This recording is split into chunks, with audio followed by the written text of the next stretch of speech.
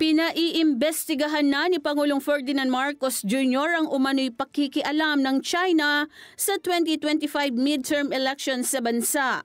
Yan ang kinumpirma sa press briefing sa Malacanang ni Presidential Communications Secretary Claire Castro bago umalis ng bansa ang Pangulo patungong Vatican City.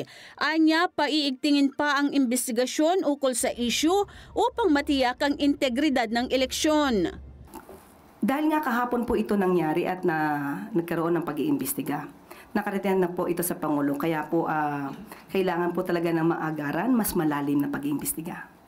Aminado si Castro na nabahala ang administrasyon sa ulat ng National Security Council o NSC sa pagdinig ng Senado nitong April 24, 2025 sa mga submersible drone at posibleng aktibidad ng espionage ay ibinunyag ng NSC na may mga indikasyon na isinasagawa ang mga information operation na itinataguyod ng China sa Pilipinas at ang pakikialam sa darating na halalan.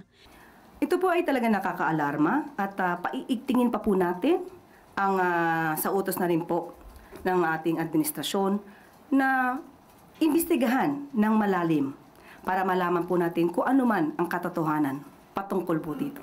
Itinanggi naman ni Chinese Foreign Ministry spokesperson Guo Jiakun ang aligasyong nakikialam ang China sa eleksyon sa Pilipinas.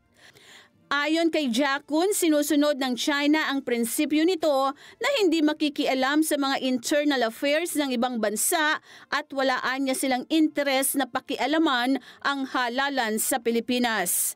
Eden Santos para sa Mata ng Agila. Matatag, matapang, matapat.